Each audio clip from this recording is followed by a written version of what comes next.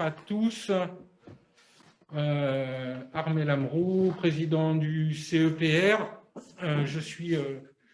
On est très content de vous recevoir à distance tous, assez nombreux, puisqu'il y a plus de 70 inscrits à date. Donc ça veut dire que cette thématique est une thématique qui intéresse les entreprises du territoire. On va faire très court, parce que l'objectif, c'est de faire du fond. Je me présente donc Armel Amrou, CEPR, Club d'entreprise des Pays de Rance, près de 200 entreprises adhérentes sur les territoires Émeraude, Dinan, Saint-Malo, Dole. On est content d'accueillir la CPME avec qui on monte ce projet en partenariat. Je laisse Bruno se présenter. Oui, merci Armel. Effectivement, c'était une thématique sur lequel on était quand même relativement souvent interrogé ces derniers temps au sein de la CPME. Et en ayant pu discuter avec le sous-préfet Cazotto et puis un certain nombre de structures et d'entreprises et le CEPR, on a eu cette idée de faire une visioconférence sur ce sujet. Merci à tous ceux qui ont participé à cette organisation. Merci à monsieur le sous-préfet de prendre un quart d'heure de son temps et puis un peu plus pour les questions qui vont venir. N'hésitez pas, vous allez avoir un temps de questions-réponses d'une bonne demi-heure, à nous envoyer ça sur le chat. Et puis, nous choisirons les questions parce qu'on ne pourra peut-être pas tout répondre et les questions seront similaires et on les posera aux personnes présentes. Je vais laisser M. Henry se présenter. Il fera un témoignage tout à l'heure, après l'intervention du sous-préfet, pour nous dire comment est-ce qu'il a fait pour décrocher un peu d'argent via le plan de relance. Bonjour à tous. Oui, donc je suis Rodolphe Henry, le dirigeant de la société Corax, basée à Planfouette. Effectivement, j'ai récupéré non pas un peu, mais d'argent de la part de Bercy. Et je vous expliquerai tout à l'heure comment je pense et était lauréat du plan de relance. Ok, et juste avant de passer la parole à monsieur le préfet, je voulais remercier aussi Frédéric Moy, responsable de la CCI, je ne sais plus si on dit président ou pas, de l'antenne de Dinan de la CCI 22, qui nous reçoit et avec les moyens techniques grâce auxquels on peut travailler. Monsieur le sous-préfet, monsieur Scazotto, to you to play.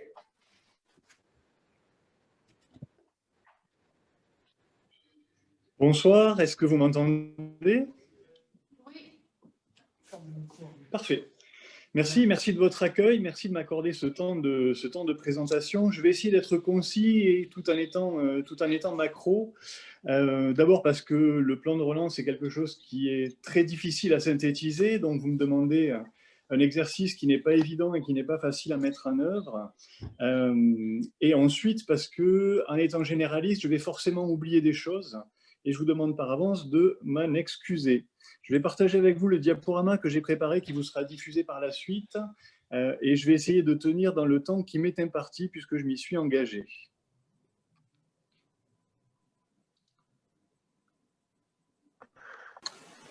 Hop là, donc normalement le diaporama est affiché sur vos écrans, vous me le confirmez?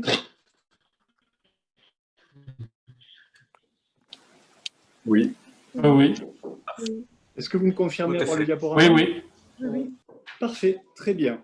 Donc une présentation en 7 points avec les volets du plan de relance et sa déclinaison, les cibles du plan de relance, l'organisation du plan de relance, ce que n'est pas le plan de relance, parce que je pense que c'est un point qui est très important à éclaircir, ce qu'est le plan de relance, mon rôle, et puis nous conclurons avec des questions et des réponses. Voilà, le plan, excusez-moi. Donc les volets du plan de relance et sa déclinaison. Le plan de relance, il s'organise autour de 3 volets principaux. Le volet écologie, qui couvre plusieurs domaines d'intervention, qui vont de l'industrie aux citoyens avec un S, excusez-moi, particulier, en passant par les collectivités. Le volet compétitivité, qui se destine plus aux entreprises TPE, PME, ETI, et qui couvre différents secteurs, agroalimentaire, tourisme, industrie, commerce et services. Et enfin, un volet cohésion, qui se destine plus aux particuliers, mais qui, par rebond, va couvrir les domaines de l'entreprise et des collectivités. L'objectif principal du plan de relance, c'est de soutenir l'économie, bien évidemment, et de préparer ce que sera la France de 2030, avec un budget global qui avoisine les 100 millions d'euros. Le deuxième point concerne les cibles du plan de relance. À qui se destine ce plan de relance? Les cibles sont multiples. Le premier sont les collectivités territoriales ou les collectivités locales, différents niveaux. La deuxième cible, et c'est une des parties qui sera un petit peu plus approfondie aujourd'hui, ce sont les TPE, PME, ETI de tous les secteurs, culture, commerce, industrie, nouvelles technologies, à l'exclusion des auto-entrepreneurs qui, eux, ne sont pas éligibles au plan de relance. Enfin, les particuliers avec certains dispositifs du plan de relance, jeunes, essentiellement pour une bonne partie du plan de relance, moins jeunes, avec l'accompagnement, mais j'y reviendrai tout à l'heure, sur ma prime rénov, sur des dispositifs comme ça, de toute situation sociale. Ma prime rénov se destine aux propriétaires, d'autres aides se destinent à des citoyens, des personnes qui sont plus en difficulté sociale. Et se destinent aussi aux institutionnels, CCI, associations. Cet éventail polymorphe entraîne à la fois une volonté de couvrir de manière très large l'ensemble des citoyens français et des acteurs économiques, sous toutes les formes qu'ils soient, mais elle pose aussi le problème de la complexité, de la difficulté de cibler des interlocuteurs sur un dispositif très précis. Comment est organisé le plan de relance? Alors, c'est une organisation complexe, comme le nombre d'interlocuteurs est varié, le nombre des niveaux d'intervention avec le nombre d'intervenants est lui aussi très varié. Sur les intervenants, on a donc les particuliers, les entreprises, les institutionnels, les collectivités, avec différents niveaux d'entrée que peuvent être le niveau départemental, le niveau régional, voire certains dossiers doivent être déposés au niveau national.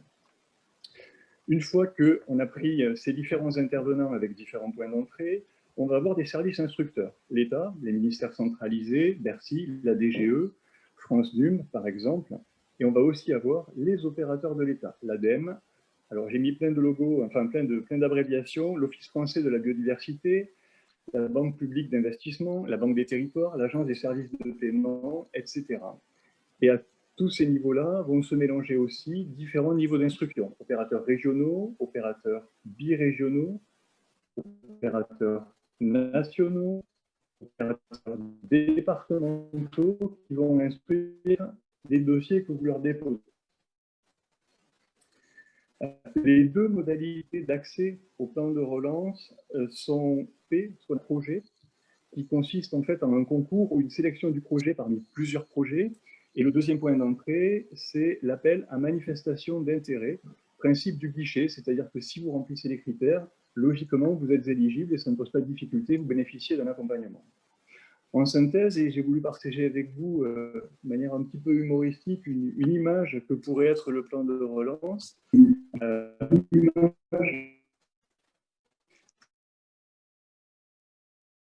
Plusieurs points d'entrée avec plusieurs niveaux d'instruction, bref, quelque chose qui est un peu complexe. L'organisation du plan de relance au niveau de la Bretagne repose sur 2 sous-préfets à la relance, un sous-préfet bidépartemental, donc c'est moi, puisque j'ai la compétence relance sur le département du Finistère et les Côtes-d'Armor, et une sous-préfète à la relance régionale qui est sectorisée et qui a en charge plus précisément les secteurs de la jeunesse et du tourisme. Mais au regard de l'environnement dans lequel on évolue, pour simplifier les choses, c'est celui qui est saisi par une collectivité, par un opérateur, par une entreprise, qui récupère les informations et qui s'assure du retour par le sous-préfet concerné. Ce que n'est pas le plan de relance. Alors, au risque de décevoir, le plan de relance a pour vocation d'impulser les projets et de les accompagner. Mais il ne participera pas et il n'accompagnera pas des projets qui reposeraient uniquement, par exemple, sur une extension immobilière d'une entreprise. Ça participe peu à la dynamisation et même si ça fait partie des éléments qu'on peut retrouver dans des appels à projets, puisque pour stocker du matériel, il faut parfois étendre et construire, si le projet repose uniquement sur une extension immobilière, il a peu de chances d'être suivi parce que l'extension immobilière ne participe pas ou participe peu à la relance. Le plan de relance ne finance pas non plus des frais de main-d'œuvre. Il prendra uniquement en charge l'investissement, sauf à quelques cas particuliers que je pourrais éventuellement détailler tout à l'heure. Les dossiers qui reposent parfois sur une prise de risque trop importante pour l'entreprise, une capacité d'autofinancement insuffisante au regard du projet, des perspectives commerciales surdimensionnées ou surévaluées, un budget disproportionné au regard des capacités financières empruntées, ne sera pas suivi et ne sera pas accompagné par les dispositifs France Relance. Le but, c'est d'accompagner les entreprises et de leur donner une impulsion, mais pas de les placer dans une situation économique qui fait que le plan de relance précipiterait leur chute. Les dossiers insuffisamment préparés ou des business plans qui seraient incomplets ou utopistes ne seront pas non plus accompagnés. Le plan de relance a pour vocation donc d'impulser des projets et de les accompagner, mais il n'accompagnera pas toujours. Alors tout ce que je vais vous dire est à prendre avec certaine modération. Les ETI pour certains dispositifs en raison de l'application de normes européennes. Les entreprises de taille intermédiaire ne sont pas toujours éligibles aux dispositifs proposés pour des raisons de distorsion de la concurrence au niveau européen. Pour certains dispositifs, des dossiers portés par des associations ne sont pas éligibles non plus. Et les dossiers portés par des SCI pour éviter les enrichissements personnels et de particuliers ne sont pas non plus financés.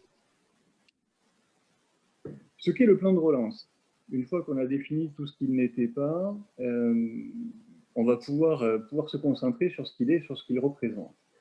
Il a pour vocation donc d'accompagner par un financement partiel. Il finance rarement des projets à 100%, même si ce n'est pas vrai pour tout.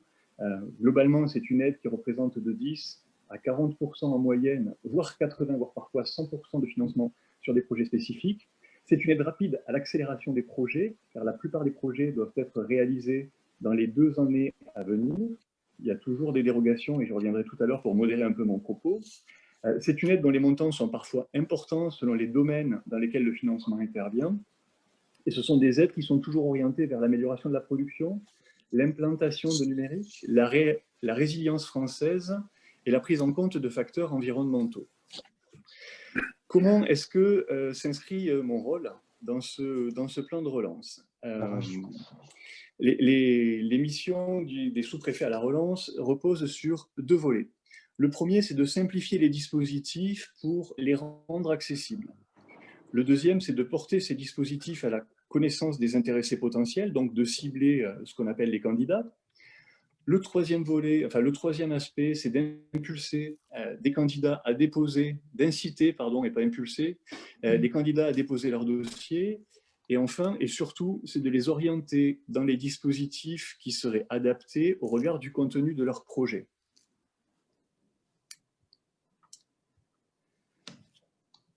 Le deuxième volet des missions consiste à suivre les avancées du dossier, donc être sûr que le dossier a été bien enregistré, être sûr que les réponses apportées sont conformes, c'est-à-dire que l'entreprise s'est insérée dans le bon dispositif, être sûr également, lorsque l'entreprise demande si son dossier a été bien enregistré, de pouvoir lui apporter la réponse et de lui dire qu'il est en cours d'étude avec éventuellement un calendrier. Et enfin, d'informer l'entreprise sur les différentes étapes de l'avancée de l'étude de son dossier. Ce que le sous-préfet à la relance ne fait pas, c'est qu'il n'intervient pas sur les dossiers pour les favoriser, il ne sélectionne pas les dossiers et il n'émet pas d'avis sur les dossiers afin qu'ils soient validés ou rejetés. Tout ce que vous allez me dire et tout ce que je vais pouvoir vous faire comme commentaire ou comme conseil dans le cadre d'un dépôt de dossier éventuel n'impactera pas et n'influencera pas l'étude de votre dossier. Et enfin, à titre de... Je vous ai joint à mon diaporama plus spécifiquement pour les PME, des appels à projets qui sont en cours, enfin des appels à manifestation d'intérêt qui sont en cours et qui recourent avec des mesures qui sont accompagnées de l'ADEME sur les actions liées à l'éclairage, le changement de luminaire par des modules à LED, l'augmentation de l'éclairage naturel par des landerneaux d'éclairage. Je vous inviterai, je ne vais pas vous faire la liste de toutes les mesures que j'ai jointes à ce diaporama. Vous pourrez en prendre connaissance ultérieurement. En tout cas, ce sont des mesures qui sont en cours et pour lesquelles vous pourrez éventuellement, si elles rentrent dans le cadre de projets que vous menez, vous positionner. Un point d'attention particulier sur ces dispositifs, c'est de vérifier l'éligibilité au dispositif. Chaque dispositif définit clairement des critères d'éligibilité. Ce n'est pas parce que l'entreprise est trop grande ou trop petite ou ne correspond pas statutairement à l'éligibilité d'un dispositif qu'elle ne pourra pas trouver un dispositif équivalent dans lequel s'insérer. Par contre, il ne faut pas forcer l'entrée sur un dispositif où elle ne serait pas éligible parce qu'elle va se faire rejeter de ce dispositif-là très rapidement dès le premier niveau d'instruction.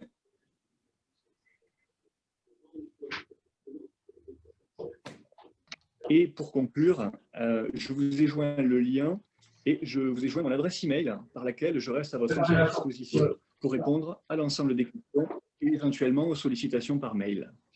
Et je vous rends la main sur le diaporama. Sinon, vous allez voir, sinon, Heineken ou bien 1660. Voilà. Allô, alors il semblerait qu'il y ait un hôtel, Logiquement, un hôtel qui soit en réception. Si vous pouvez juste désactiver ça, ça serait sympa. Je pense que c'est l'hôtel qui sont là qu'on voit. sans micro. Voilà. Oui. Merci, monsieur Yannick Scalzotto. Je crois que le CPER et la CPME 22 sont connectés, mais on ne les entend pas. En tous les cas, je voulais vous dire au nom de la CPME Bretagne qu'on vous remerciait pour votre intervention. Je laisse la main à Natacha Gaïnski, enfin aux équipes CPME 22 et CPER, Bruno Chevalier peut-être. Et je demande en effet à tous les participants de bien vouloir couper leur micro de façon à libérer la parole. Merci. Merci à vous. Merci beaucoup, merci Nathalie. Est-ce qu'on vous propose, comme on va demander à Rodolphe Henry, donc Corax, de nous faire un petit débrief, puisque vous étiez un des premiers lauréats, je crois, dans la région. Le premier. Voilà, donc est-ce que tu peux nous raconter un peu ce projet ? Donc, Corax, pour ceux qui ne connaissent pas, c'est une petite entreprise de 25 personnes, donc située à proximité de Dinan, qui est spécialisée dans l'usinage de très grande précision, de pièces de petite dimension et de petites séries destinées à des clients prestigieux de l'aéronautique, du spatial, de la défense, du ferroviaire, du nucléaire, du médical, et j'en passe. C'est une société que j'ai reprise il y a 1 an maintenant. Donc, j'avais constitué un business plan sur 5 ans avec des investissements prévus sur 2020 qui ont été réalisés et notamment sur 2022. Compte tenu de la crise Covid qui est arrivée assez rapidement dès le mois de mars, effectivement, j'avais crainte de devoir repousser ces investissements à 2023. En juin, j'ai participé à une demande de subvention auprès du FEDER dans un plan de modernisation où il était possible d'obtenir jusqu'à 20%. Et dans la continuité, mi-juillet, en fait, j'ai été informé par l'IEMM qui avait un plan de relance aéronautique, entre autres, qui allait être mis en place, et donc à l'ouverture d'un appel à candidature sur lequel on avait 15 jours pour répondre. Assez contraignant, mais je l'ai fait et on m'avait bien expliqué que l'intérêt, c'est d'être shortlisté pour être audité, analysé dans les premiers jours de septembre. Effectivement, tout début septembre, on m'a annoncé que j'avais été retenu et on m'a demandé de déposer le dossier complet et définitif dans les plus brefs délais, puisque les dossiers allaient être traités au fil de l'eau. Ce que j'ai fait. Et j'ai eu la surprise d'apprendre donc, par la presse et par le député que j'avais été retenu donc, tout début octobre comme le premier lauréat de Bretagne. Alors l'intérêt, c'est quand même, ce que je ne savais pas d'ailleurs, parce que je pensais qu'à l'origine, je pouvais prétendre à 30% cumulé à mes 20% du FEDER. Et là, j'ai appris qu'on m'avait attribué 80% donc, de ma demande d'investissement en subvention pure. Alors, les clés de la réussite, il y a quand même de la chance parce que j'avais un business plan déjà constitué avec des devis prêts, je savais ce que je voulais, où j'allais et quand est-ce que je pouvais et comment je pouvais le faire. Ça a facilité quand même un peu les choses. Mais je dirais qu'il y a quand même beaucoup de rigueur dans la rédaction du dossier, qui est, il faut le dire, un peu rébarbatif et très administratif. Mais le jeu en vaut la chandelle. Voilà. Donc, ça va me permettre quand même d'investir dans les 700 000 euros courant 2021, en résumé. Merci. Bruno, on avait décidé qu'on n'allait pas faire juste un concert de louanges tout le temps et aussi présenter les difficultés que peuvent rencontrer les entreprises. Tu as accompagné une entreprise qui, elle, n'a pas été lauréat. Est-ce que tu peux nous en dire deux mots? Oui, c'est en fait la société des établissements Oué qui se situe pas très loin, à Landébia, entre Planquette et Lamballe. Nous avons déposé un dossier le 17 décembre. Donc, je m'en suis occupé puisque, en partie, c'est mon métier, on travaille ensemble depuis 7 ans. Et nous avons eu la réponse il y a quelques jours de la part du sous-préfet, M. Yannick Kelsoto, que le dossier n'était pas retenu pour diverses raisons. La principale étant que l'entreprise ne générait pas assez de fonds propres pour consolider ce projet ambitieux, puisque l'entreprise devait passer de 7 millions d'euros de chiffre d'affaires à 10 millions sous 2 ans. Et dans un secteur qui est celui de l'emballage bois, qui est un peu à l'équilibre chaque année, les entreprises ne sont pas dans le rouge, mais on ne peut pas dire que ce soit très florissant. Et il faut vraiment revoir l'outil de production et l'innovation globale des produits pour pouvoir passer à une autre échelle. Alors, c'est vrai que le plan de relance, on l'avait imaginé comme étant ce tremplin pour aller de l'avant, mais a priori, il faut quand même avoir des marges de manœuvre de capacité d'autofinancement significative pour être retenu. Voilà, donc je ne vais pas faire de polémique autour de cela. Il y a des dossiers qui sont retenus et c'est très bien. Il y en a qui ne le sont pas. Ce qu'il faut, c'est qu'on puisse savoir éventuellement comment rebondir pour l'entreprise. Si ce n'est pas le plan de relance qui peut financer, peut-être que d'autres dispositifs le peuvent, notamment l'ADEME. Alors, je sais, pour en avoir discuté avec les membres de mon conseil d'administration de CPME, que Alain Jolivet vient de déposer un dossier. Alors, je ne sais pas, Alain, si tu m'entends, si tu veux dire deux mots sur la manière dont ça s'est passé. Oui, donc nous, on a déposé un dossier pour la société Natcaps qui est basée à Montréal, qui est spécialisée dans la fabrication de compléments alimentaires et qui a des perspectives de développement de son marché assez importantes, avec une spécialisation, c'est qu'on réalise à peu près 50% de notre activité à l'export. Et l'objectif pour nous, c'est de moderniser l'outil et d'apporter une robotisation de certaines tâches, tant pour améliorer l'outil, mais pour améliorer également les conditions de travail des salariés. Donc actuellement, on attend la réponse sur le dossier qui a été présenté. Entendu, on pourrait peut-être donner la parole à M. Scalzotto pour lui demander où en sont aujourd'hui les dossiers et si les dossiers qui sont déposés aujourd'hui ont autant de chances que ceux qui ont été déposés au tout début, en septembre, ou pas. Merci. Alors, il y a plusieurs modèles de dispositifs. En fonction du dispositif dans lequel vous allez vous insérer, et je pense notamment à deux dispositifs qui ont eu un fort succès. Le premier qui s'appelle Territoire d'industrie et le deuxième qui s'appelle Industrie du futur. Sur le premier Territoire d'industrie, les dossiers sont étudiés au fil de l'eau au regard d'une enveloppe. Au niveau régional, sur un premier filtre, ça rejoint ce que je vous ai expliqué tout à l'heure avec différents niveaux d'instruction et un parcours un petit peu complexe parfois dans les méandres administratifs du suivi d'un dossier. Ils sont étudiés dans un premier temps au niveau régional. Ensuite, ils sont cotés, labellisés, envoyés au niveau national pour une appréciation qui sera harmonieuse au niveau national. Les délais sur territoire d'industrie quant à l'éligibilité des dossiers, ceux qui ont été instruits, enfin ceux qui ont été enregistrés l'an dernier, excusez-moi, ont pratiquement tous, pour ceux qui avaient été déposés dans ce dispositif-là avant le mois de décembre, ont pratiquement tous été instruits. Maintenant, reste le dimensionnement et l'affectation des enveloppes. Et là, ce sera peut-être un tout petit peu plus compliqué. Le dispositif qui s'appelle Industrie du futur, qui est un guichet en fait. C'est-à-dire que c'est un dispositif qui prenait en charge 40% des frais présentés. Ce dispositif-là avait été dimensionné initialement pour 300 dossiers. Les équipes qui devaient instruire ces dossiers étant dimensionnées pour 300, elles ont vu arriver un flux de dossiers qui était 20 fois supérieur à ce qui était prévu. Donc, on est passé de 300 à 7000 dossiers et c'est une instruction par l'ASP au niveau national.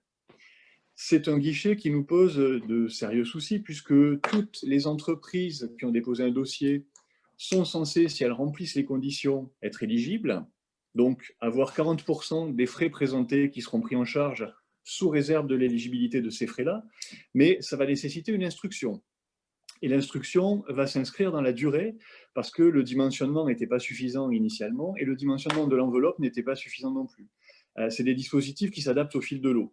Donc, Industrie du futur, la visibilité aujourd'hui, ce serait des fins d'instruction au mois de mai-juin, avant une réouverture possible du guichet avec une enveloppe et une équipe qui va être surabondée, une enveloppe élargie à partir du mois de juillet. Donc, ça va vous permettre de préparer des dossiers pour le mois de juillet-août avec un petit peu plus de recul que comme ça a pu l'être précédemment sur le mois de décembre où tout le monde s'est précipité parce que l'enveloppe était, enfin l'ouverture du guichet et la fermeture du guichet était prévue au 31 décembre, donc le délai était relativement restreint. Par contre, les délais d'instruction sont longs. Sur territoire d'industrie, l'enveloppe nationale a été déclinée au niveau régional et il y a des attributions qui sont en cours. Donc, les lauréats sur l'enveloppe 2020 et 2021 devraient être notifiés dans les semaines qui viennent. Par contre, il est très compliqué, lorsque le guichet ouvre, et ça fait partie des remontées que nous avons faites au niveau national, de savoir quelle sera la date de notification d'une réponse, qu'elle soit positive ou pas, après des délais d'instruction qui peuvent s'avérer parfois complexes.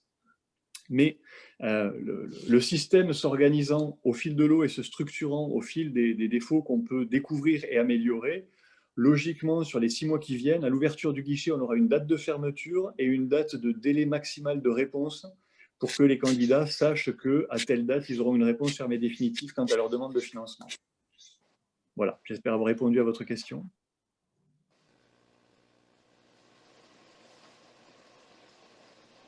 Oui, est-ce qu'il y a d'autres questions? Je vois qu'effectivement, monsieur le sous-préfet a répondu aux différentes questions, notamment l'une sur les enveloppes régionales qui étaient définies et la répartition des fonds entre les départements. Est-ce qu'aujourd'hui, on a une petite idée de la méthode qui a été appliquée par le passé et de celle qui va venir sur ces répartitions? La méthode de répartition qui est arbitrée par le SGAR est une méthode de répartition au poids économique de chaque département. Lorsqu'une enveloppe est notifiée au niveau régional, elle est refractionnée en fonction du poids économique sur tous les départements. Donc la répartition est équitable, puisque c'est le poids économique et donc la présence d'entreprises sur le terrain qui fait que cette enveloppe est fractionnée. Il y a des réabondements au niveau national et ce dont je vous parle, ce sont les dispositifs qui sont des dispositifs industrie.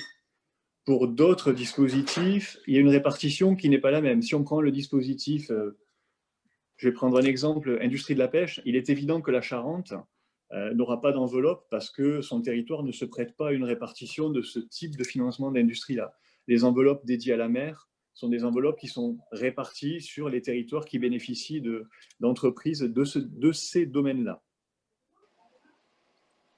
J'ai vu passer un message qui disait que le guichet ASP Industrie du futur était fermé.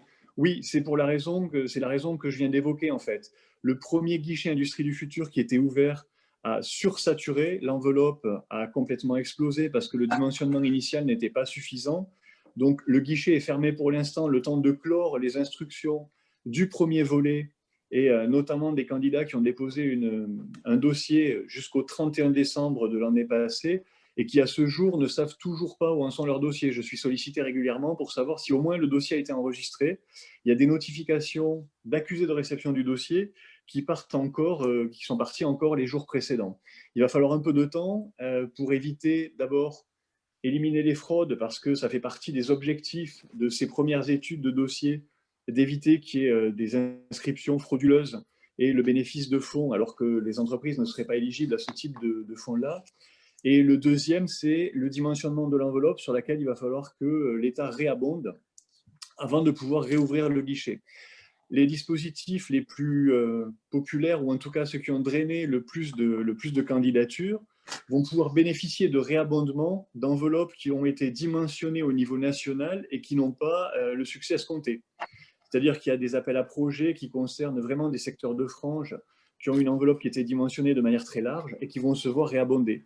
Le système s'équilibre au fil de l'eau parce que lorsqu'on ouvre un dispositif, on ne sait pas si les candidats vont s'insérer dans ce dispositif-là, au-delà des critères qu'on peut définir, ou pas du tout. Il y a des dispositifs qui n'ont absolument aucun succès, voire pas trop de succès, et qui vont permettre, de par l'enveloppe qui leur est attribuée, de réabonder sur d'autres enveloppes.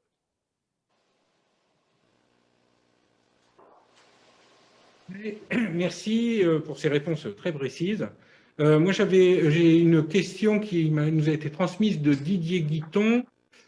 Didier, qui est plutôt dans le domaine du service, un sujet qui est souvent peu abordé. Didier, est-ce que tu veux intervenir, si tu peux? Je ne sais pas. Alors, du coup, parce que... Alors, du coup, je vais me permettre de le poser, s'il n'est peut-être pas...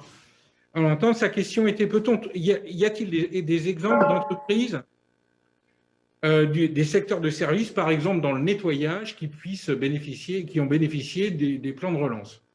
Et deuxièmement, par exemple, y a-t-il aussi quelle est la capacité de prendre des petits projets du type 5-10 000 euros pour financer toute ou partie de missions de conseil, par exemple sur la transition numérique?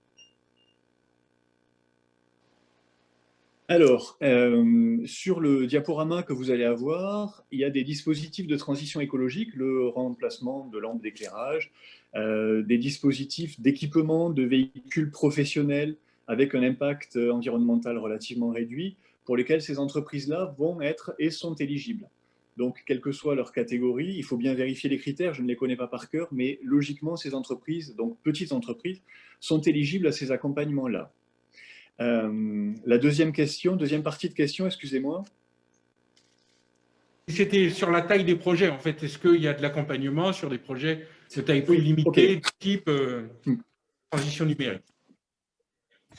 Oui, il y a des dispositifs, excusez-moi, il y a des dispositifs d'accompagnement à la transition numérique des toutes petites, des TPE et des PME qui existent. Je pourrais, si vous le souhaitez, vous envoyer les liens. Et alors, ce sont des accompagnements qui reposent essentiellement sur de l'ingénierie. Sur le diaporama que vous avez, il y a à la fin notamment un accompagnement sur le plan de déplacement. Il y a un accompagnement sur la numérisation des TPE et des PME qui sont...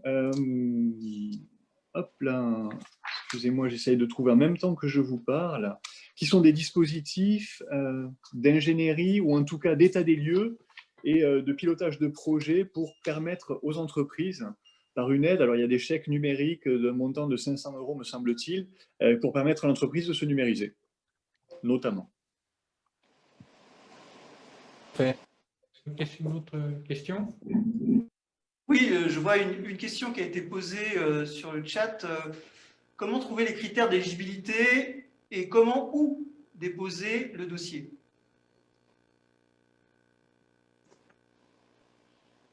Alors, je vais essayer de vous faire une réponse qui soit à la fois précise et générale. Je vous dirais que ça dépend des appels à projets.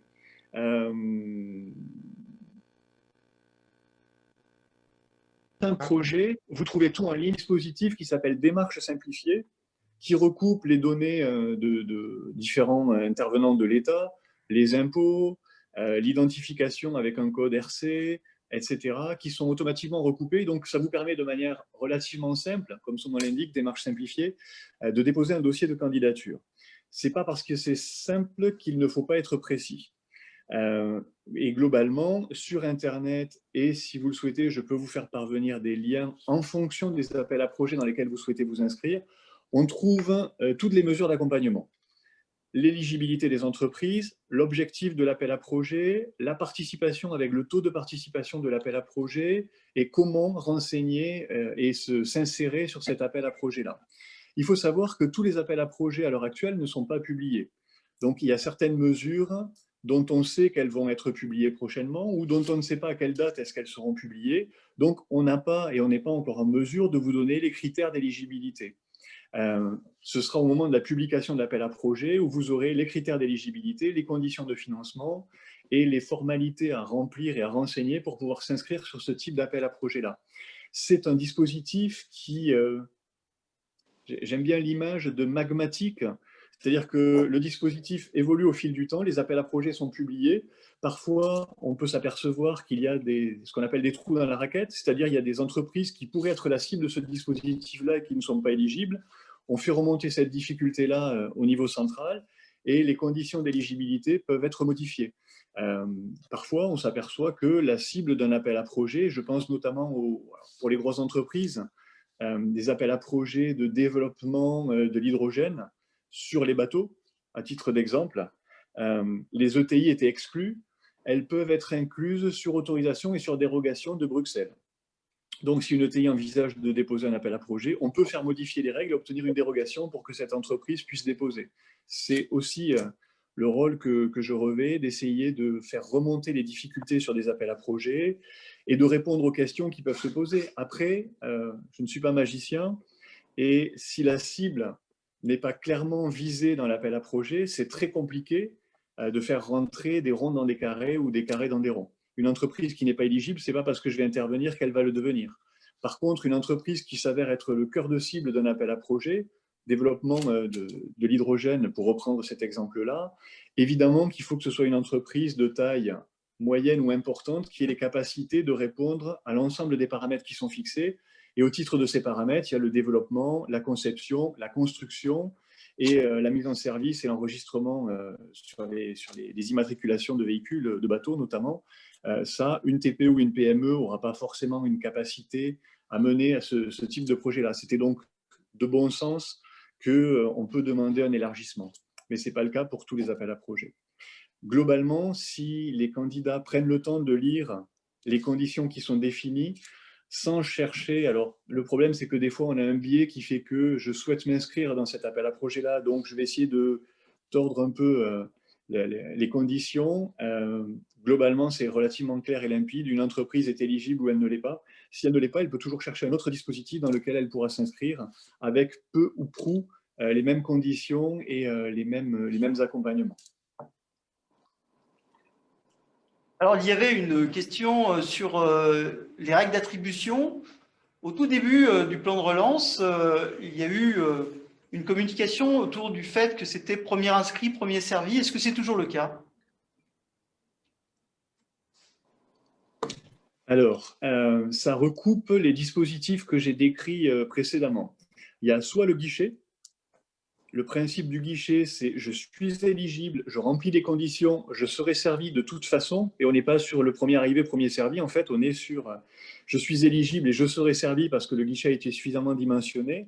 C'est la problématique que j'évoquais tout à l'heure avec le guichet Industrie du futur, ou l'appel à projet qui là est un concours, et ce n'est pas le premier arrivé, premier servi, ce sera le meilleur dossier, ou en tout cas la candidature la plus pertinente qui sera retenue. Le principe du premier arrivé, premier servi, à ma connaissance, est en train de s'écarter de ces dispositifs-là. Il a pu exister par le passé, mais il est en train de s'écarter de ces dispositifs-là parce qu'il y a des bons projets qui vont nécessiter un petit peu de temps et un petit peu de travail et qui ne pourront pas être déposés dès le départ. La crainte des autorités d'instruction, c'est qu'on ait des dispositifs, de par la mauvaise expérience qui a été faite sur Industrie du futur, qui vont de temps et drainer beaucoup de déceptions. Et l'idée, c'est de ne pas renouveler ce type de dispositif-là et donc de faire un filtre en évitant qu'on ait premier arrivé, premier servi, même si ça peut être le sentiment de certaines entreprises, et notamment celles qui ont déposé des candidatures dès le début de l'ouverture du guichet et qui, de par le flux, seront forcément les premières servies. Mais ce ne sera pas une sélection qui sera faite au dimensionnement de l'enveloppe et en ne servant que les premières entreprises qui ont déposé. Je ne sais pas si je suis clair. Des fois, c'est un petit peu complexe, mais voilà, je pense que les hochements de tête me confirment que j'ai été à peu près clair.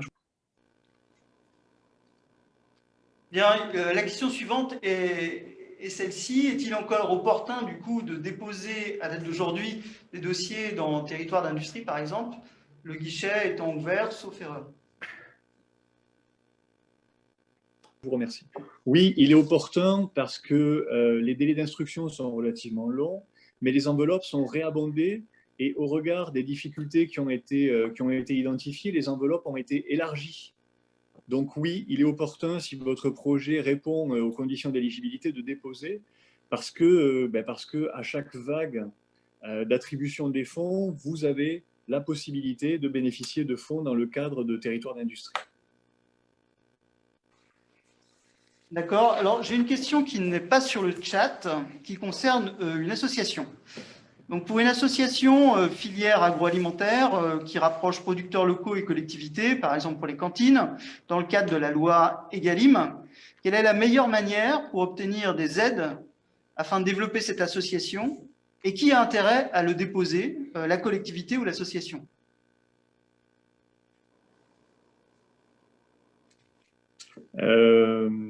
C'est une très bonne question, je vous remercie.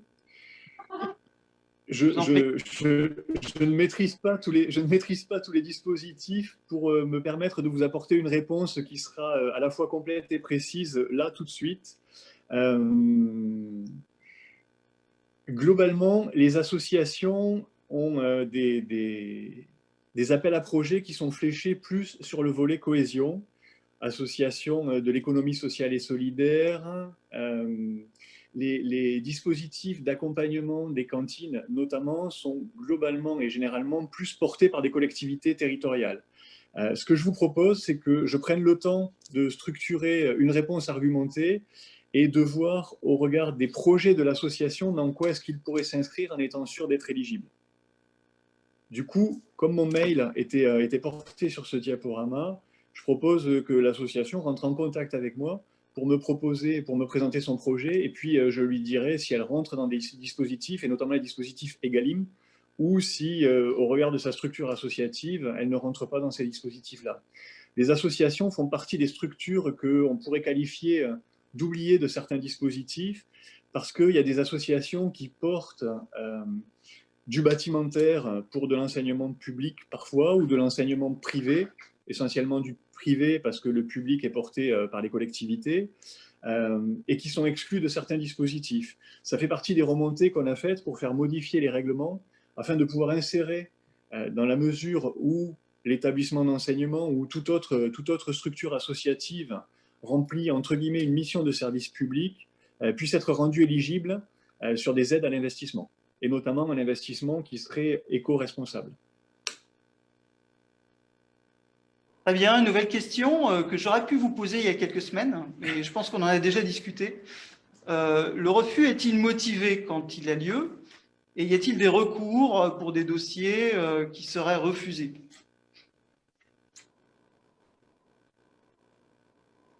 Alors, c'est une très bonne question. Le refus est argumenté et il n'est pas motivé. C'est une aide, donc ce n'est pas un droit. C'est un accès à un service complémentaire qui ne s'inscrit pas dans le droit. Donc, à ma connaissance, il n'y a pas de recours. L'entreprise peut faire un recours amiable face à une décision administrative. Alors, on rentrait dans le cadre du droit public. Je ne suis pas sûr que ça fasse plus avancer le dossier. Globalement, les dossiers sont étudiés par des professionnels de l'économie qui reprennent des critères, qui objectivent et qui hiérarchisent. Un refus, en général, alors c'est toujours décevant pour l'entreprise qui a déposé un dossier de se voir opposer un refus, mais c'est parfois salvateur. C'est-à-dire que si l'entreprise n'a pas vu aboutir son projet, soit c'est qu'il ne dépendait que de l'aide pour aboutir, donc l'effet d'accélération n'est pas là. C'est-à-dire que le succès du projet était suspendu à l'obtention d'une aide et il n'était pas accéléré par l'obtention d'une aide. On est sur un levier qui est un petit peu différent. Et globalement, ce qui peut s'instaurer, c'est plutôt un dialogue de gestion, voire un dialogue de réorientation. C'est ce qui m'arrive avec des entreprises qui sont refusées. Et je crois que c'est ce dont on avait échangé. Soit une réorientation sur un autre dispositif, soit un accompagnement sur des institutions ou des entreprises de financement pour faire financer, non pas dans le travers, ou en tout cas sur l'axe d'une subvention, mais sur l'axe d'un emprunt pour que le projet puisse être mené si l'entreprise envisage de le mener. C'est globalement des dispositifs que je réoriente sur la banque publique d'investissement. Et si le bilan est crédible du dispositif, la banque va accompagner. Alors, on n'est plus sur de la subvention, on est sur du financement, mais elle va accompagner pour que le projet puisse être mené. On sort du cadre France Relance. Par contre, on peut mener à bien ces projets-là sur d'autres leviers. J'essaie d'être clair, ça n'est pas tout. questions? Oui, encore quelques questions. Une qui va peut-être se corréler avec la précédente, mais ça couvre un large secteur qui est comment les entreprises du bâtiment peuvent-elles profiter concrètement du plan de relance? Je pense que vous y avez répondu partiellement. Mais là, je pense que ça l'est. Oui. Alors, il y a les dispositifs qui sont propres aux entreprises du bâtiment, c'est-à-dire qu'une entreprise qui va modifier son mode de déplacement va bénéficier d'une aide à la conversion de ses véhicules. Les entreprises du bâtiment sont celles pour lesquelles il y a le plus de fonds indirectement alloués. Qu'est-ce que j'entends par là? C'est les entreprises du bâtiment qui vont procéder notamment à la rénovation thermique des bâtiments publics par le biais d'achats publics et pour lequel de grosses enveloppes sont injectées. Les collectivités vont avoir... alors, je vais parler pour le Finistère parce que ce sont les chiffres que je maîtrise parce que je les ai lus ce matin. La rénovation thermique des bâtiments de l'État, c'est 17 millions d'euros. Donc, c'est 17 millions d'euros qui vont être injectés dans l'économie par le biais des entreprises du bâtiment, notamment. C'est le même principe pour ce qu'on appelle la DSIL, dotation de soutien à l'investissement local, pour les collectivités territoriales, qui par rebond vont investir cet argent dans l'économie locale et donc, c'est de la rénovation bâtimentaire, donc ça va bénéficier inévitablement aux entreprises du bâtiment. Le souci qu'on peut rencontrer aujourd'hui, c'est le décalage temporel, c'est-à-dire que les fonds vont être notifiés aux collectivités début avril. Le temps de passation des marchés publics, ils seront injectés sous réserve que les travaux puissent être accomplis très rapidement à partir du mois de juin-juillet. Mais les entreprises du bâtiment sont, entre guillemets, les premières bénéficiaires des mesures de rénovation thermique des entreprises, des collectivités et de tous les dispositifs d'accompagnement du volet écologique qui fait quand même 33 milliards du plan France Relance. Ce n'est pas de l'aide directe, mais c'est de l'aide indirecte. Et je pourrais ajouter à ça les aides indirectes sur l'embauche d'apprentis et sur l'accompagnement des jeunes pour lesquels les entreprises, alors pas spécifiquement celles du bâtiment, mais bon nombre d'entreprises bénéficient d'aides pour pouvoir embaucher et recruter des jeunes via des dispositifs, un jeune, une solution, via le dispositif d'accompagnement à l'apprentissage, etc. Alors, j'ai une question, j'en ai même deux qui peuvent en faire qu'une. Qui instruit les dossiers? Alors, je pense que c'est peut-être différent en fonction des axes. Et quels sont ces délais d'instruction aujourd'hui?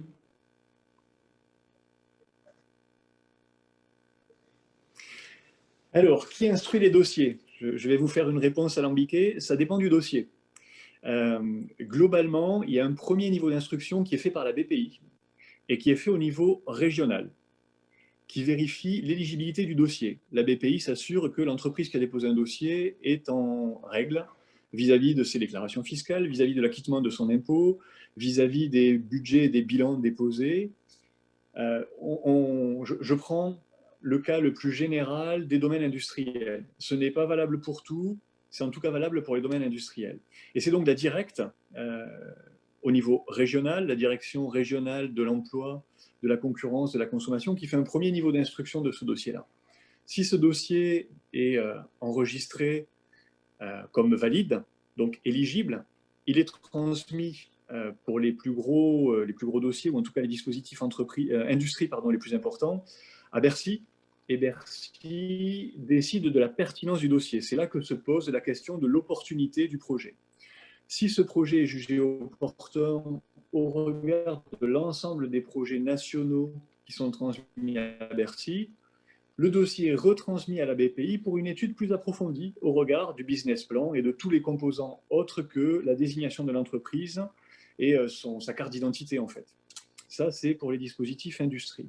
Pour d'autres dispositifs, les dispositifs agricoles, c'est la direction départementale des territoires et de la mer qui va étudier les entreprises agricoles, le premier niveau d'instruction, la labellisation entre guillemets sur la carte d'identité et la transmission après à la DRAF pour une étude plus approfondie.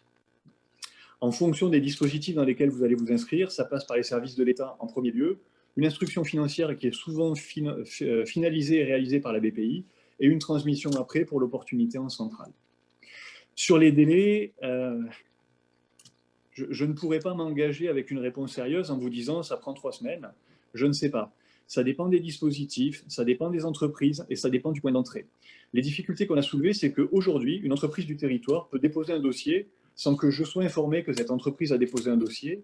Et maintenant que j'ai pris mes fonctions depuis bientôt un mois et que je suis identifié, c'est à moi que l'entreprise va demander où en est son dossier.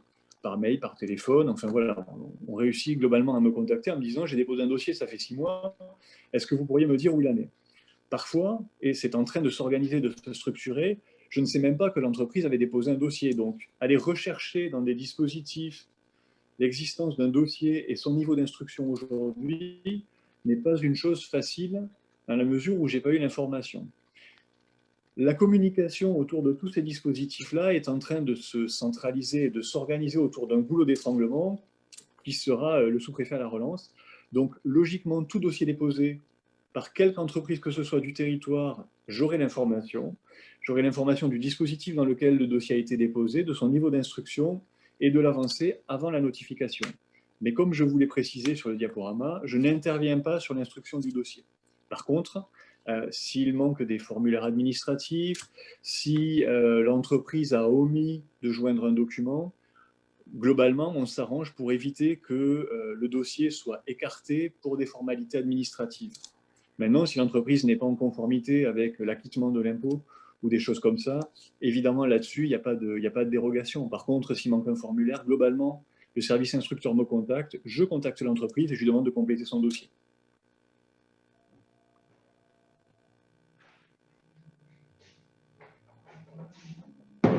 Une question, puis Bruno, c'est tant mieux, tu ne peux pas trop la poser, mais une question qui est passée de Laurent Jouffre.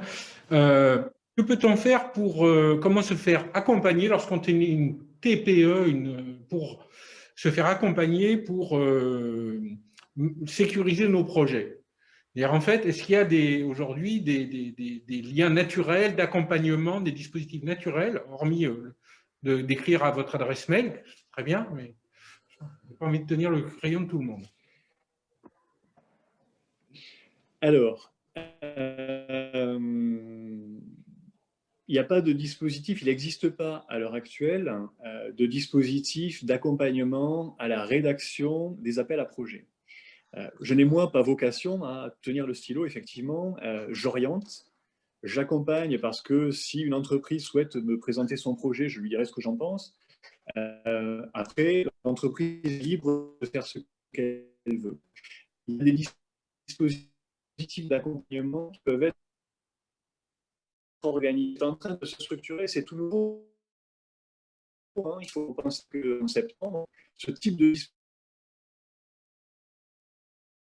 dispositif et d'accompagnement-là n'existait pas. Les entreprises, à les renvoyer vers les chambres de commerce, professionnels, aux entreprises du secteur et des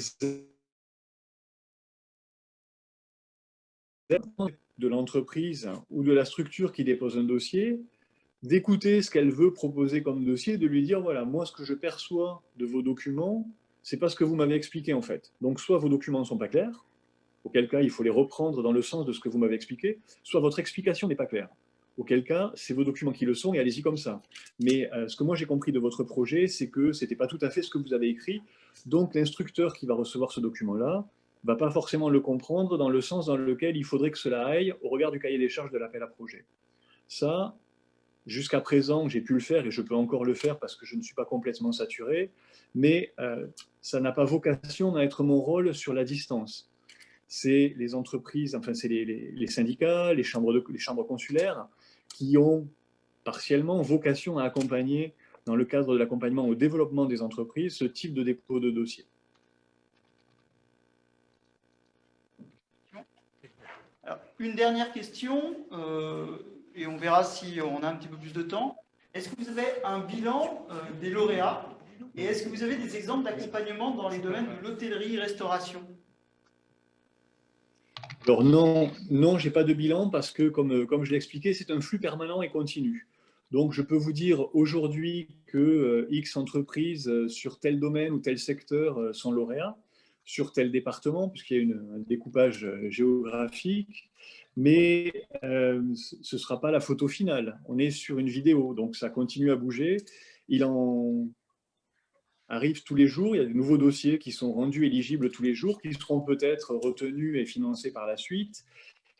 Mais je ne peux pas aujourd'hui vous dire que des entreprises, ou en tout cas on ne peut pas faire un cliché avec on arrête le compteur aujourd'hui et il y a tant d'entreprises. Sur les domaines de l'hôtellerie, je n'ai pas connaissance à ce jour de dispositifs. Alors il y a des dispositifs de tourisme durable qui ont été ouverts ou qui vont être réouverts, qui pourraient permettre d'accompagner des entreprises sur les secteurs de l'hôtellerie. Après, il y a tous les dispositifs TPE-PME qui peuvent aider à accompagner les domaines de l'hôtellerie. Globalement, le domaine de l'hôtellerie a été soutenu par tout ce qui est fonds de soutien et pas fonds de relance. Le report d'impôts, la garantie du chiffre d'affaires, le chômage partiel, etc. Tous ces dispositifs-là sont des dispositifs rattachés au plan de relance, mais sont des dispositifs de soutien et pas des dispositifs d'accompagnement. Donc, je serais tenté de vous répondre que sur certains départements, et j'ai des chiffres, le soutien à l'hôtellerie, ça peut représenter plusieurs millions d'euros, mais c'est du soutien, ce n'est pas de la relance. Par le chômage partiel, par voilà, tout ce qui a été report de fiscalité, allègement de fiscalité, mais on est sur du soutien, on n'est pas sur de la relance pour répéter mon propos. D'accord, c'est vrai qu'aujourd'hui, on fait bien la différence entre plan de soutien, qui est le plus ancien, et plan de relance, qui a débuté en octobre-novembre 2020. Alors, il y avait une Exactement. Exactement. Sur... Oui. Excusez-moi, oui, c'est ce qui fait, c'est la jeunesse du dispositif. C'est la jeunesse du dispositif qui fait que, ben, voilà, il y a quelques ajustements à opérer, tant sur le dimensionnement des enveloppes que sur les procédures, que sur la communication. Il y a, voilà, tout ce système-là est en train, au fur et à mesure qu'il marche, de grandir et de se structurer pour être encore plus performant et encore plus efficient. Alors, il y a une demande de précision concernant l'aide en embauche des apprentis. Est-ce que ça rentre dans le champ du plan de relance? Est-ce qu'il y a des majorations dans le cadre du plan de relance?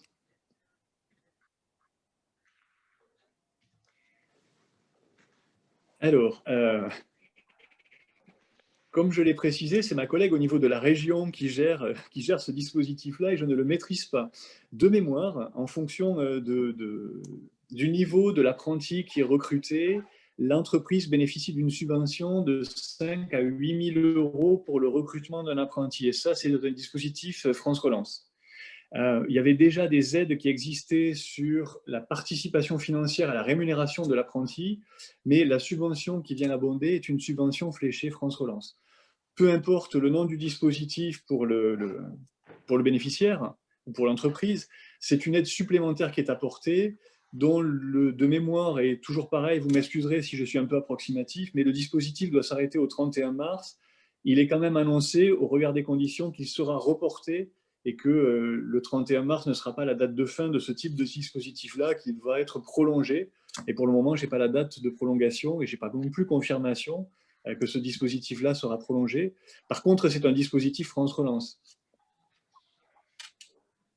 Parfait, merci beaucoup. Il est 18h59, c'est-à-dire qu'on est vraiment d'une précision diabolique.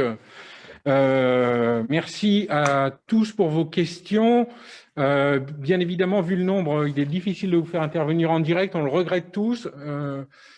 Monsieur le sous-préfet, merci de vos explications d'une grande clarté. Bruno, merci. Merci à tout le monde. Merci à la CCI une fois de plus, Frédéric, d'être là. Merci à Rodolphe. Félicitations parce que bon, voilà. N'hésitez pas à... Si vous aviez d'autres questions, d'abord, je crois que vous avez tous noté, on a publié au moins 12 fois l'adresse de monsieur le sous-préfet, donc je pense qu'il ne va pas s'ennuyer, il va avoir de saines lectures. N'hésitez pas à revenir vers les deux adresses des organisateurs qui vous ont envoyé les liens pour nous solliciter. Peut-être qu'on envisagera, ça serait triste à dire, mais peut-être de refaire un petit tour dans quelques mois, parce qu'il y aura d'autres dispositifs qui se mettront en place. Peut-être tout le monde n'aura pas pu le faire. Voilà. On aimerait bien ne plus pas avoir trop en discuter longtemps, mais merci à tous. Merci à vous de votre accueil. Je vais en profiter à mon tour pour faire une liste de courses, si je puis me permettre, maintenant que tout le monde a mon adresse email et que tout le monde ne va pas manquer de me solliciter. Je vous incite et je vous invite à travailler avec les CCI, à travailler avec les syndicats, à travailler entre vous sur la rédaction des appels à projets, sur l'accompagnement, parce qu'à plusieurs, globalement, on est plus malin que tout seul. Et en confrontant les points de vue et en confrontant les perceptions, il y a tout intérêt à ce que le dossier soit complet, à ce que le dossier soit bien ficelé, pas de revenir vers vous d'abord pour solliciter les syndicats et tous les organisateurs de ce type de webconférence.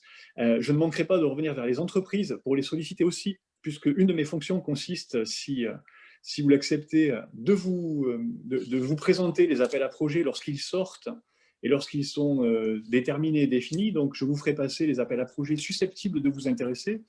Mais je ne connais pas toutes vos activités et donc je fais du très généraliste. Après, il vous appartiendra de trier. Et je compte bien m'appuyer sur le réseau constitué et que vous constituez de communication sur ces appels à projets-là et d'incitation et de sollicitation des entreprises pour qu'elles déposent des projets dans le cadre de ces appels à projets-là. Donc, n'hésitez pas à me solliciter, mais rassurez-vous, je n'hésiterai pas à vous solliciter également et je vous remercie de votre appel et de votre accueil. Merci à vous. Merci à tous. En tout cas, bonne soirée. Rentrez bien. Ou pas.